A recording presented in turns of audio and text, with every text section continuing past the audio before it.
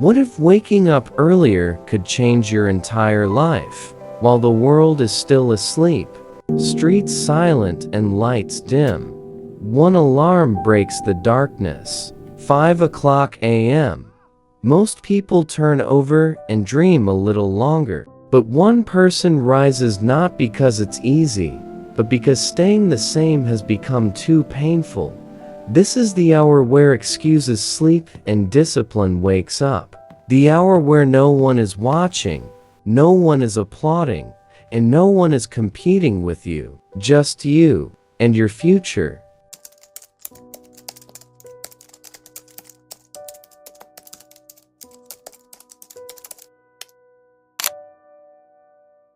This is a story of a man who was poor, stuck, and losing hope. Not because he lacked effort, but because his days controlled him. In just 90 days, one simple habit changed everything. His focus sharpened, his skills grew, his life transformed.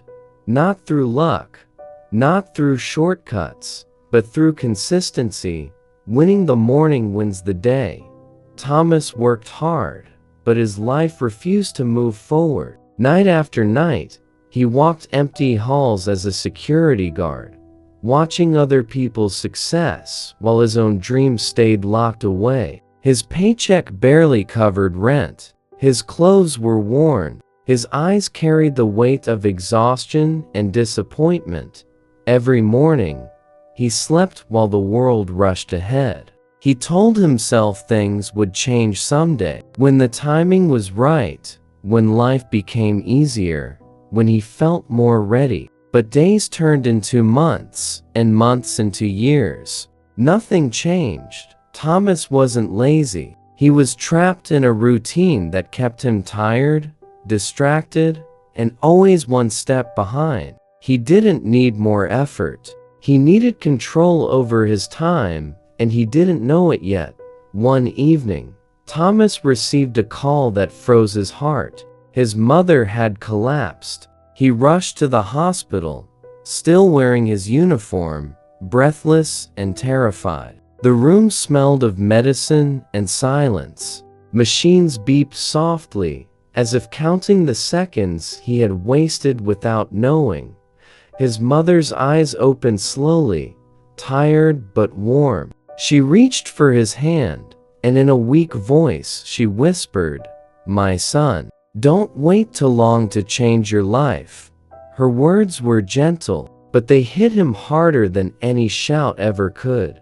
Thomas looked down at her fragile hands and felt something break inside him, not just fear, but regret. He realized he had been surviving, not living. He had been working, but not building. He had been waiting for the perfect moment. While time was quietly slipping away, when he stepped outside the hospital, the sky was still dark.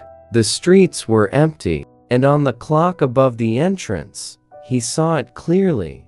5:00 a.m.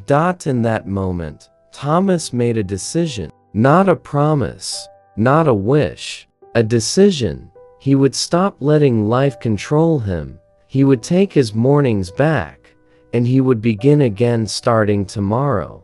The next morning, Thomas forced himself awake before the alarm could ring twice. His body resisted. His mind begged for sleep.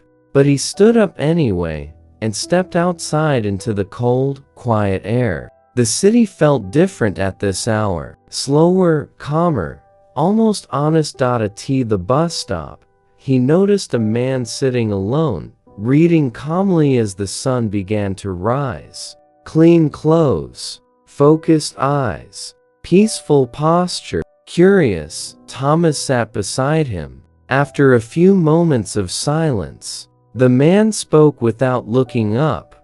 Most people sleep through the hours that change lives.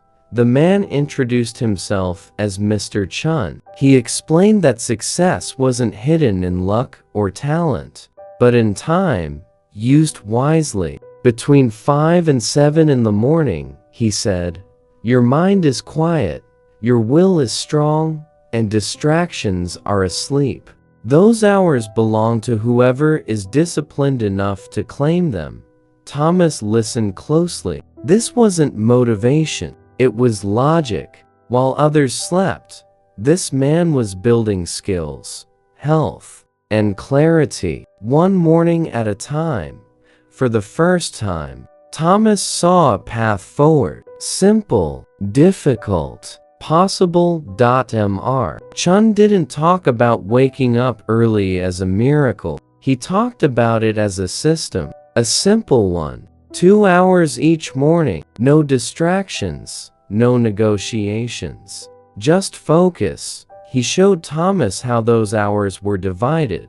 The first hour was for building skills, reading, learning, practicing something that could increase his value. The second hour was for building strength, exercise, reflection, planning the day ahead. Mind and body, growing together.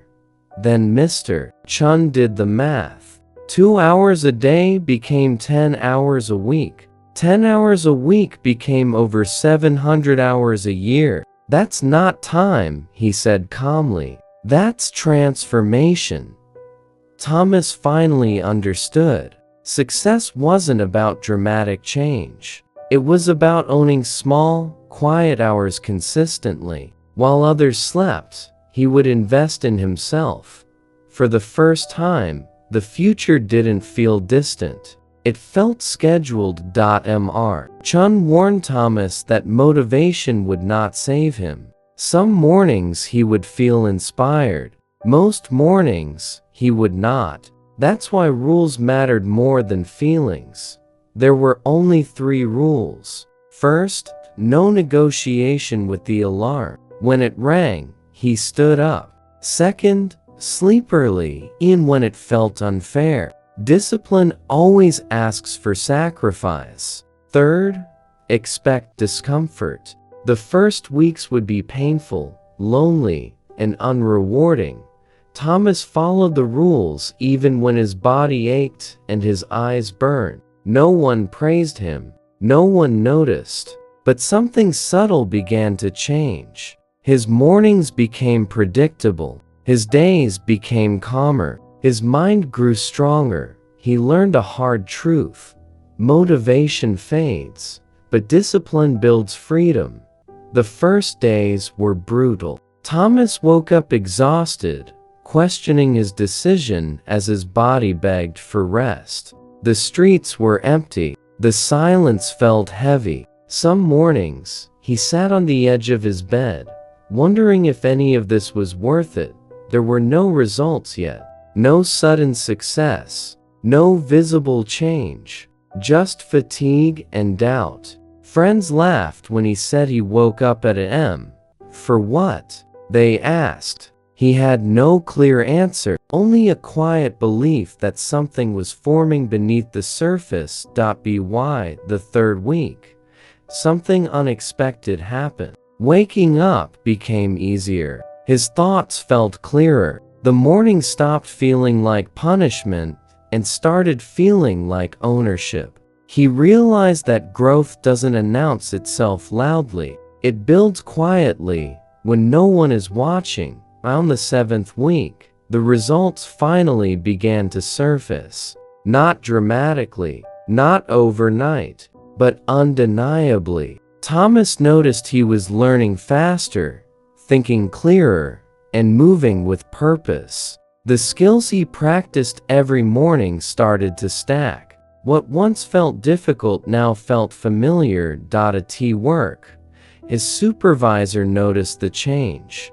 Thomas spoke with confidence. He solved problems instead of avoiding them. He wasn't just present, he was prepared. Opportunities that once passed him by began to slow down, as if waiting for him to catch up. For the first time in years, Thomas felt in control, not of everything but of himself. And that control changed how the world responded to him. 1 year later, the mornings still belonged to Thomas. 5 a.m. was no longer an alarm. It was his identity. While the city slept, he planned, learned, and strengthened himself. Those quiet hours had reshaped not just his schedule, but his character. His income had changed. His confidence had grown. His mother smiled more easily now, proud of the man her son had become. Thomas no longer chased opportunities. He was prepared for them. The habit that once felt impossible had become normal, and the life that once felt unreachable was now within his hands. Not because he woke up early once, but because he showed up every day.